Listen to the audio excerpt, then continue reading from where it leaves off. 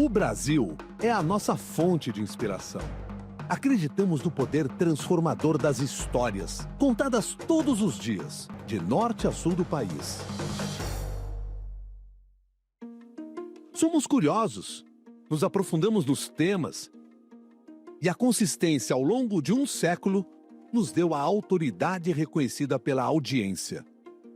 Ajudamos a fazer as perguntas certas, com inteligência e conteúdo de alto nível. Vamos além das notícias para chegar à intimidade de cada história. E inspiramos as tomadas de decisão. Da saúde dos filhos ao futuro do planeta. Das pequenas compras às grandes aquisições. Do agronegócio à gastronomia. Das tendências da moda aos clássicos da decoração. Das tecnologias do dia a dia às grandes inovações. Da escolha do candidato ao seu próximo carro. De onde investir a como empreender. Traduzimos a complexidade de um mundo em transformação. Nosso propósito é conectar pessoas e histórias, informando, educando, entretendo, debatendo, ouvindo e nos transformando com o nosso público. Reconhecemos os talentos e celebramos suas conquistas. Criamos experiências únicas. Antecipamos tendências e refletimos a diversidade cultural do nosso país. Nossa paixão pela comunicação, a inquietude criativa, o pioneirismo, o inegociável compromisso do jornalismo com o fortalecimento da democracia e a busca incansável pela qualidade nos levam à liderança. Acreditamos na interdependência da sociedade e das instituições. E que cidadãos inspirados e bem informados têm poder para construir um país melhor. Trabalhamos com entusiasmo e disciplina e mudamos constantemente para permanecermos fiéis à nossa essência e ao espírito criador dos nossos fundadores.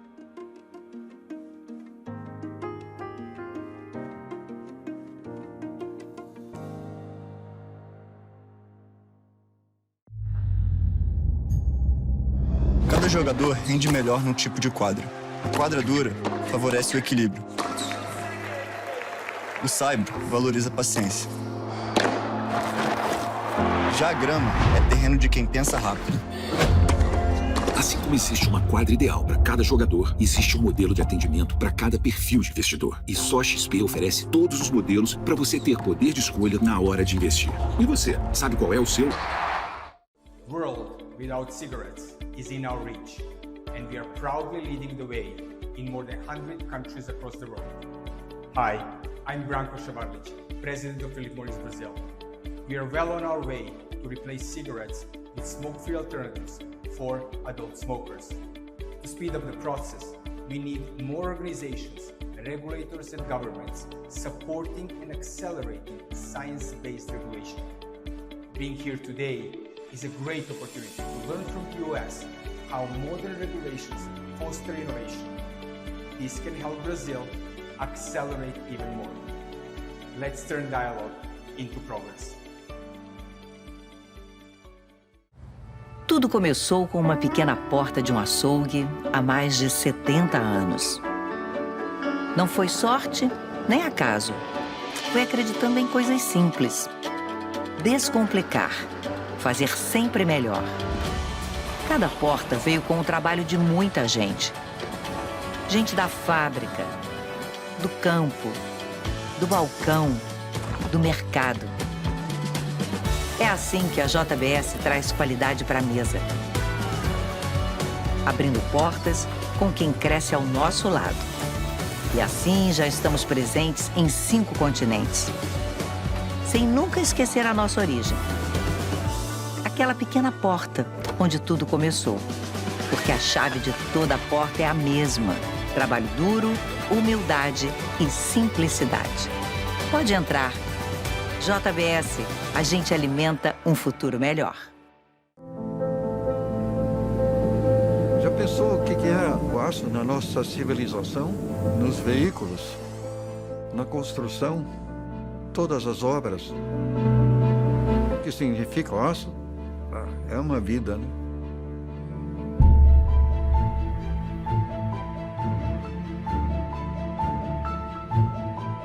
Tem esse lado aventureiro de desbravar, né?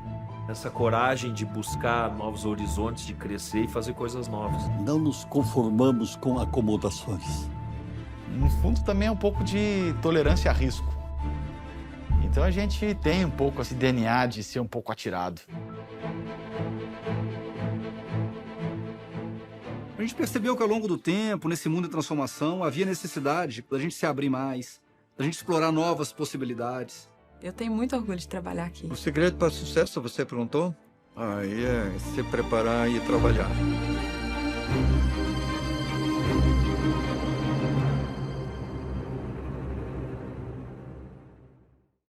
Três amigos, uma conta para rachar. Só um deles não sabe como vai pagar. Esse aqui é o Bernardo, o perdido do grupo. E essa aqui é a Helena, resolve tudo no celular. E essa aqui, Bianca, a moderninha. Bernardo, esqueceu que dá para pagar pelo app Meu Alelo? Alelo salvou novamente. Mais agilidade, praticidade e segurança para os seus pagamentos digitais.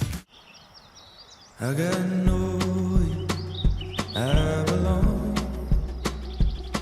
These days are hard enough trying to get by.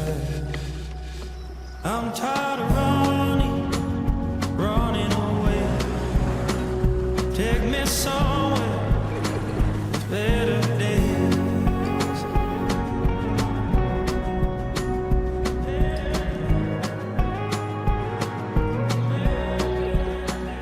I'm tired of running away. Take me somewhere with better days. I'm tired of running away. Take me somewhere with better days.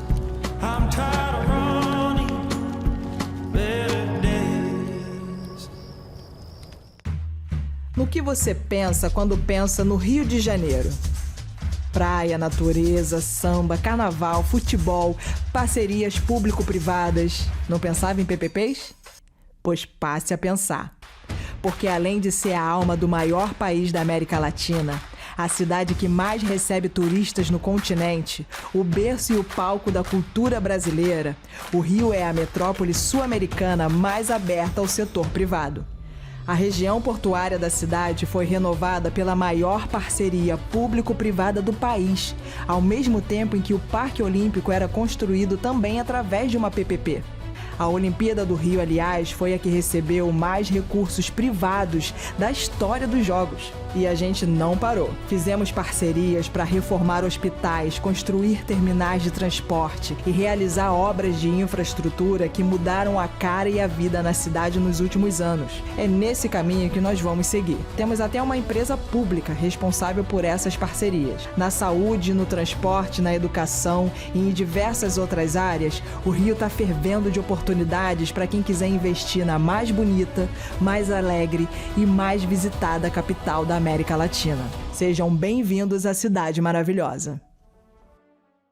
São Paulo tá bombando. A cidade das oportunidades vive um grande momento econômico. São shows, eventos, lazer, feiras de negócios. Já somos o maior destino turístico da América do Sul. E com menos impostos e segurança jurídica, milhares de empresas trouxeram seus empregos para cá. 850 mil empresas foram abertas nos últimos anos. É a menor taxa de desemprego da história e um dos maiores salários médios do Brasil. Prefeitura de São Paulo. Aqui, o trabalho não para. Melhorar a vida das pessoas hoje e garantir um planeta melhor para as futuras gerações. Nosso compromisso é transformar a realidade, gerando impacto positivo no meio ambiente e na sociedade por futuros mais azuis. Isso é prosperidade compartilhada. Esse é o nosso legado. A Egea, nossa natureza, movimenta a vida.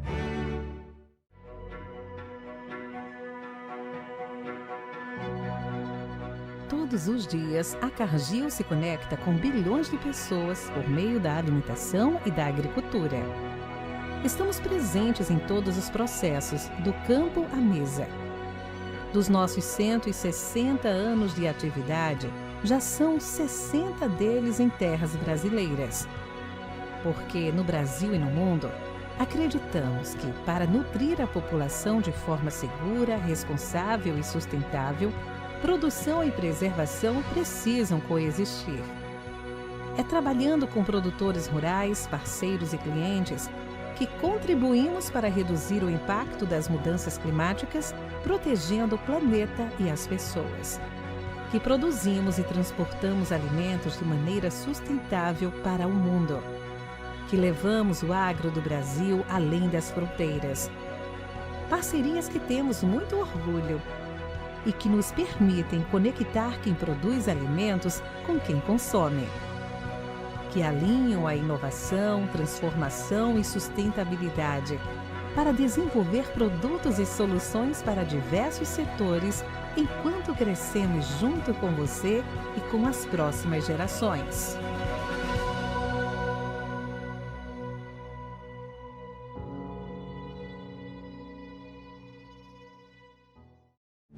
Às vezes, parece que a gente está só. Mas, na verdade, tem sempre alguém com você. Há 113 anos, a Shell caminha ao lado do Brasil, impulsionando a economia, oferecendo combustíveis de qualidade e incentivando jovens talentos a pensar sobre o futuro da mobilidade. Esse é o poder de construir junto. Esse é o poder da parceria.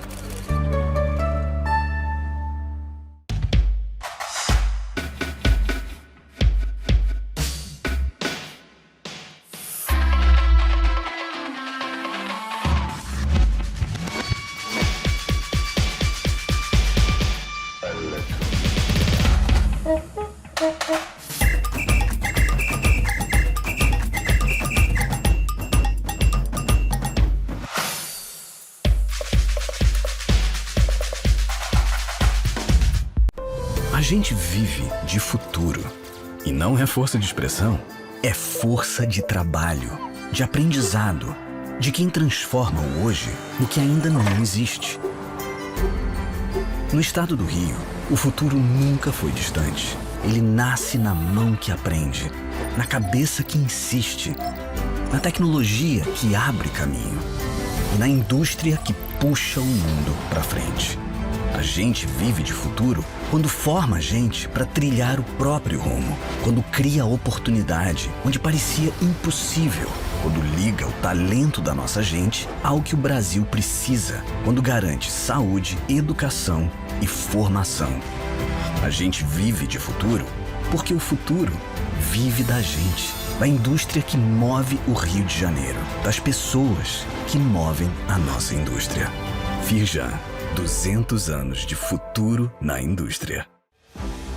Na Unipar, transformamos água, sal e energia em cloro, soda e PVC, produtos essenciais para setores industriais que estão no dia a dia da sociedade e movem a economia. Somos a indústria para as indústrias. Integramos desempenho e sustentabilidade em cada decisão, com segurança em tudo. Sempre com o propósito de ser confiável e gerar valor em todas as nossas relações.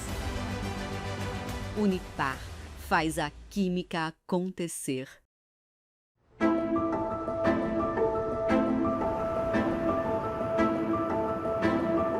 Um estado que tem em torno de 1% do território brasileiro, 4% da população e é uma das maiores economias do país. Santa Catarina é um estado muito rico em culturas, em belezas naturais. Os produtos catarinenses têm alta qualidade. Tem a melhor logística do Brasil. É um lugar conectado com o futuro sem perder a sua essência.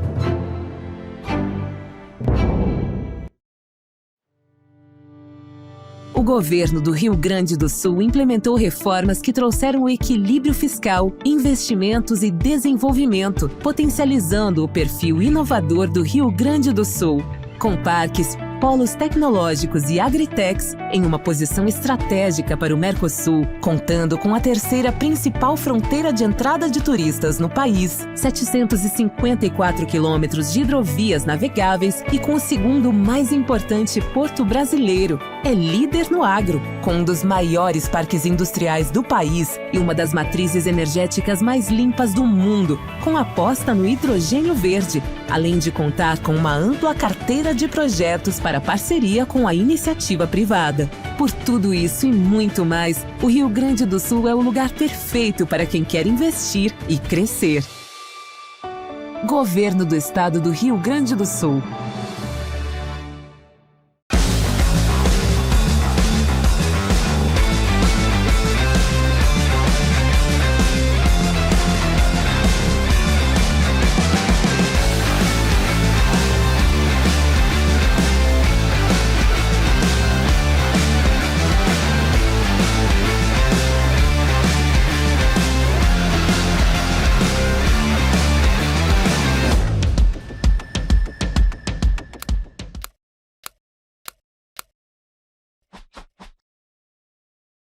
Quando viajamos, o mundo nos recebe de portas abertas. Mas se você prestar atenção, são as pessoas que nos acolhem. Aquelas que com um gesto marcam um antes e um depois. Para nós da Latam, aquele momento em que você se sente bem-vindo faz toda a diferença. Em terra ou a 30 mil pés. Porque é nesse momento que você começa a se sentir cada vez mais único. Latam Airlines. Bem-vindo a ir mais alto. Vamos ao sétimo e último painel desse Summit, discutindo um tema que interessa a todos nós, inteligência artificial e competitividade global. Quem vai mediar é a editora de finanças do Valor Econômico, Thalita Moreira, e chamo também aqui os convidados, Mike Pell, diretor do Microsoft Garage, e Calvin Lawrence, CEO da IntegrityFirst.ai. Bem-vindos. Welcome. Well, last but not least, I think não menos importante, eu acho que a IA está no centro de qualquer conselho e a discussão estratégica de qualquer conselho, com todas as empresas, governos, em todos os locais. Então, tenho certeza que cada um de vocês está interessado nesse tema. Bom, vamos começar com uma pergunta para dar uma esquentadinha. Onde o senhor crê que a IA terá o maior impacto nos próximos 5 anos, mais ou menos? Qual é a sua visão, ambos, os senhores? Primeiramente, muito obrigada pelo convite. Muito interessante. Vai ser uma resposta surpreendente. Na primeira seria negócios, depois educação. Mas o que eu tenho visto, trabalhando com várias empresas, as de maior sucesso no mundo e universidades, eu acho que o maior impacto será em questões de sociedade mesmo. O que as pessoas valorizam realmente, como os seus filhos estão sendo educados ou aprendendo, etc. Vamos fazer muitas coisas em negócios, educação, mas eu acho que será parte de pessoas que serão os mais importantes afetados nos próximos 5 anos. Eu acho que o Mike roubou a minha resposta, porque eu concordo 100% com ele. Como Mike, eu provavelmente trabalho com vários de seus colegas na minha função na IBM. Eu acho que a pergunta não é o que podemos fazer com a IA, mas a pergunta é o que deveríamos fazer com a inteligência artificial. Então, toda essa conversa em termos de sociedade é diferente agora com os avanços tecnológicos, porque a gente já faz isso há um tempo. temos essas mudanças tecnológicas, por assim dizer, mas dessa maneira é diferente, é muito diferente agora dos dias de Java e outras tecnologias né, que construímos. Mas a gente, né, você olha para o seu iPhone, né? Você sabe que no sistema de reservas das empresas aéreas, o que está por trás, né? Mas agora tudo mudou, principalmente porque foi desenvolvido por humanos, com ponto de vista humano, e é com base em dados humanos e é otimizado praticamente para resultados humanos e é financiado por humanos que têm iniciativas estratégicas. Então, não é necessariamente sobre o que podemos fazer. Você pode vir a mim, eu garanto que a gente pode construir qualquer coisa com IA e criar eficiências e tudo melhor, né, mais rápido. Mas essa parte, sociedade, como desenvolvedor, a gente sempre constrói com exigências funcionais e não funcionais. Agora a gente tem que considerar o resultado. A gente nunca precisou fazer isso como desenvolvedores. Não importa para que empresa você trabalhasse, né? Você dava uma exigência funcional e a gente construía em cima. Agora a gente tem que pensar em resultados para a sociedade. O Thomas Friedman escreveu um artigo dizendo que os Estados Unidos e a China têm um inimigo comum. E não é a União Soviética, é a IA. Na sua opinião, quais são os riscos geopolíticos e sociais da IA se ela não for bem utilizada? Bom, eu começo por dizer que eu sou um otimista eterno. Eu entendo que a inteligência artificial pode fazer ou não fazer. Não é alguma coisa efêmera, não é um monstro, é uma tecnologia que nós controlamos. As pessoas são responsáveis por tudo isso. Podemos fazer o que queremos fazer e parar o que queremos parar. Isso está sob o nosso controle. A IA não é algo que vai assumir o controle do planeta. Há pessoas por trás de todas essas decisões, de todas as políticas e dos usos. Do ponto de vista global, a IA é uma transformação gigantesca.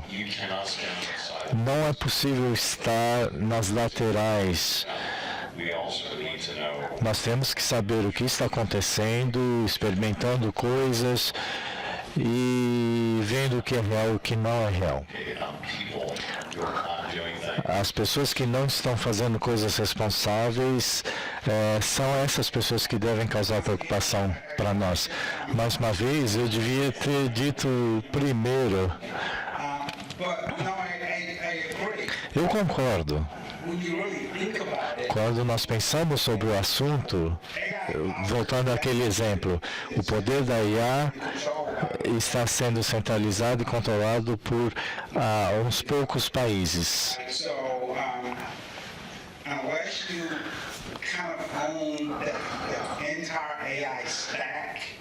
Se não formos os donos de toda a pilha de IA, a gente corre o risco de ser dependente da IA. E acho que para mim esse é o maior risco. Eu acho que é isso que ele estava dizendo sobre esses dois gigantes, os Estados Unidos e a China.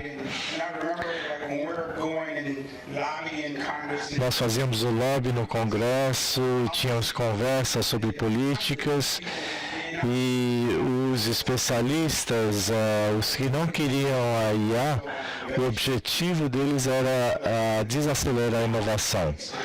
É uma corrida armada, por assim dizer. Eles querem uma política para desacelerarmos a corrida A ideia é ter uma política. Acho que essa conversa não se focava em desacelerar a IA, mas sim ter uma perspectiva consciente sobre os componentes sociais e culturais da IA.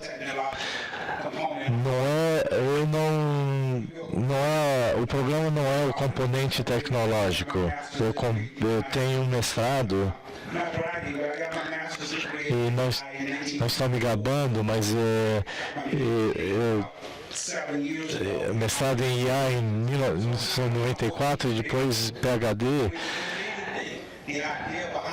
A ideia não é o que construir, nós podemos construir qualquer coisa, mas temos que fazer isso de forma responsável. E é isso que desacelerará o ritmo. Sim, temos que considerar nossa responsabilidade. Como países emergentes como o Brasil podem participar da economia da IA e não ser apenas consumidores da IA. Eu acho que o Brasil é um caso interessante. Eu passei um ano em Curitiba e eles têm uma boa perspectiva sobre o Brasil. O Brasil tem sido um caso interessante em relação ao poder que eles podem contribuir. O Brasil é o líder agrícola do mundo. Está posicionado estrategicamente na região amazônica. O conceito da dependência digital é que você não é dono do microchip. Você não é dono da nuvem. Só porque nós podemos construir um modelo e rodar o modelo, se você estiver rodando no ambiente de outra pessoa, eles são os donos dos dados e dos processos. Então o Brasil está numa posição interessante. Acho que o desafio à nossa frente é o investimento não apenas na construção de um modelo, mas da pilha de IA, desde o microchip até a nuvem, até o modelo, o algoritmo, os dados e o ambiente operacional. Quem for dono disso tudo, dessa pilha toda, os Estados Unidos e a China, eles querem ser os donos desse stack, dessa pilha. Isso aumentará a disparidade digital que enfrentamos. O Brasil tem uma oportunidade bastante singular, sendo um país com tanta paixão em arte e cultura. Nós temos que assegurar aos jovens, às crianças, o acesso à IA, não só para a educação, mas para a criatividade, para a aprendizagem, para a experimentação. Se eu já visitei São Paulo e eu conheci um pouco. Vocês sabem que há muita coisa a ser comemorada e ser exportada. E são as crianças, os estudantes que vão levar isso à frente. A IA não está apenas no campo dos negócios e dos governos. Nós temos que incentivar os jovens a adotar essa tecnologia e fazer alguma coisa com ela. É esse o risco, eu acho, a cultura. Voltando às crianças, nós temos várias áreas. Qualquer que seja o ambiente tecnológico, temos as pessoas que usam tecnologia, que estão nas redes sociais, estão consumindo o chat GPT, e são os usuários dessas comunidades que usam o chat GPT para ajudar no seu trabalho, por exemplo. Mas esses dois grupos que oferecem o poder econômico. Eles dependem do último grupo, que são os criadores, os produtores, quem está construindo as coisas. E voltando ao que você disse, as crianças sempre serão consumidores, os seus filhos sempre consumiram tecnologia, sempre tiveram celular, sempre foram usuários. Mas se eles não ultrapassarem essa visão, essa perspectiva do usuário, eles não vão avançar. Ninguém está pagando ninguém para ser usuário ou consumidor. A não ser que você seja produtor ou criador, a próxima geração não o ajudará. Nós estamos falando dos nossos filhos. Nós não estamos falando de uma pessoa de 60 anos, mas para as crianças, nós queremos que o mundo seja um campo de exploração para eles. Eu tenho um filho de 10 anos e é claro que ele usa a tecnologia o tempo todo, mas nós, quando pensamos sobre a ética da IA, isso é algo novo para nós. Quando pensamos sobre isso, mas para os jovens isso é super natural. Como podemos garantir que as crianças usem a IA com ética, com responsabilidade? Como eles podem distinguir o mundo real e o mundo da IA e os respectivos riscos e também as oportunidades? Eu diria que, em primeiro lugar, eu trabalho para a Microsoft. Durante muitos anos, teve um grupo de responsabilidade, assim como muitas outras empresas. No cerne disso é como pensamos sobre os sistemas que nós construímos, sobre o uso desses sistemas. Nós temos um conselho que se reúne toda semana para discutir a perspectiva de ética e responsabilidade.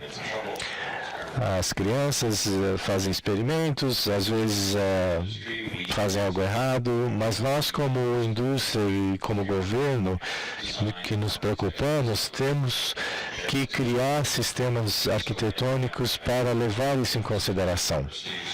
Eu visito universidades e algo que constatamos é que os sistemas que nós criamos hoje atuam como máquinas de resposta. Você faz uma pergunta, ela responde.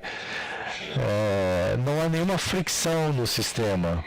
Então, a ética e a responsabilidade se tornarão parte da fricção, da conversa que temos com esses sistemas, espero que muito em breve, porque nós temos que incentivar esse tipo de conversa. Eu concordo. Eu atuei durante 5 anos no Comitê de Ética da IBM. E esse comitê existe desde 2019, antes da IA se tornar esse fenômeno de hoje. A ética já existe há muito tempo, mas a praticalidade é que é o problema. Nós sempre posicionamos a questão da maximização da rentabilidade, mas nós temos que ser socialmente responsáveis e éticos quando maximizamos a rentabilidade. A Microsoft, a IBM ou outra empresa, será que desistimos de um negócio de 10 milhões de dólares por ser possivelmente ético, antiético? Eles provavelmente não rejeitarão esse negócio, mas a realidade é que, em última análise, a ética não tem que ser algo em que você pensa depois do fato. Nós sabemos o que é ética, mas nós temos que nos perguntar o que é a IA, como ela é definida. A minha definição prática da IA é que é o desenvolvimento de um sistema que possa pensar, aprender e responder como um ser humano, imitar o comportamento humano, qualquer que seja, ChatGPT, o aplicativo do banco. E se essa definição é aceita, nós somos fundamentalmente seres humanos e o design, desde o início, deve estar baseado nisso. Caso contrário, nós vamos estar sempre num embate com essa perspectiva de ética. Nos conselhos de administração, nós nos focamos na rentabilidade, é por isso que nós trabalhamos, mas nós temos que como desenvolvedor ético, eu tenho que ensinar a nós próprios e as nossas equipes a fazer o design considerando a ética. Nós não estamos perdendo dinheiro, nós vamos, na verdade, ganhar mais dinheiro, porque com um desenho baseado na ética, nós não vamos ter que lidar com as consequências. O que é preciso? Ter autorregulação ou uma regulação de alguém de fora? Porque é um perigo também. Muito intrigante termos uma visão externa dizendo às empresas o que fazer ou não fazer. O que vocês acham? Eu era administrador de uma Capstone aqui na Universidade de Nova York e eu fiz essa pergunta: devemos criar sistemas de IA que têm já embutidos sistemas éticos? Quando, por exemplo, o próprio ChatGPT começa a duvidar de algumas posições não éticas, uma parte disse sim, outra não. Disse que o mundo é diferente, cada comunidade, cada cidade, cada bairro é diferente. Impossivelmente decidir o que é ético e o que não é. Uma resposta é que nós, como indivíduos e como comunidade, somos o plano de fundo. Vamos educar os modelos, o que está errado ou certo, de acordo com o que fomos criados, o que achamos do mundo. Não vamos deixar empresas e governos decidirem o que é ético. Isso nós fazemos nós mesmos, como indivíduos, e não empresas e organizações. Aí eu já discordo. Estava esperando essa, Talvez em algum momento a gente tinha que discordar. Fundamentalmente eu discordo. Por quê? Porque já estivemos nessa situação. Se você deixar a critério de quem criou o programa, vai haver problemas. Eu fiz experimentos. Não quero defender a minha empresa anterior, mas depende da equipe do desenvolvedor. Se forem 10 desenvolvedores homens brancos e a gente está construindo o sistema para saber quem vai sair da prisão primeiro, vai ser quem? Uma polícia, Então, a gente já provou que não dá certo. Esses 10 desenvolvedores brancos, eles não são necessariamente racistas, mas a ótica deles, como eles veem o mundo, pode ser a ter alguma falha em comparação ao que é necessário. Então, se você quando você está construindo o modelo, seu ponto de vista de como você vê as coisas importa. Por exemplo, estou construindo uma rede que determina quem vai ter um emprego, e vou pela fala da pessoa, e você é português, eu estou lhe julgando como você pronuncia uma palavra em inglês e eu lhe pontuo com base nisso, aí é uma grande probabilidade de você não ter um emprego, E o seu currículo nunca chegará a um emprego, a sua entrevista. Então você permite que um indivíduo constitua essa aplicação, ou eu não estou dizendo um grupo de empresas do governo, mas eu, como desenvolvedor, não posso ter o controle total quanto ao aspecto ético, só porque esse é o meu cargo. Nós concordamos, não confiem só nos desenvolvedores. Somos nós, como comunidade, não desenvolvedores. Podemos gastar passar um dia inteiro discutindo esse assunto tão fascinante, mas infelizmente não temos mais tempo. Então, muito obrigado, Michael e Calvin, pela sua atenção e por estar aqui dividindo a sua opinião. Eu gostaria de dizer alguma coisa antes de fechar. Estamos em épocas mágicas, né? Muita gente ansiosa e falando coisas negativas, mas é uma época maravilhosa, porque temos oportunidade de mudar o mundo de maneira positiva, sem precedentes. Então saiam daqui desse congresso entendendo que todos nós temos essa oportunidade de mudar o mundo para melhor. Obrigada.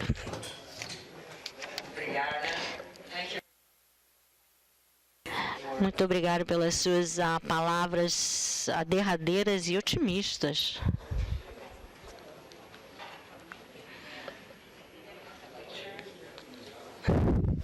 Tirar uma foto agora.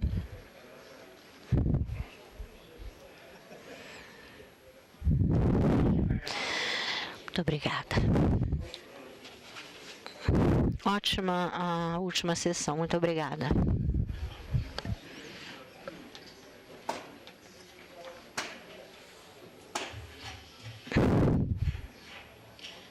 Chegamos ao fim da edição 2026. Obrigada pela presença e pela participação de todos. Um excelente dia e até ano que vem. Obrigada.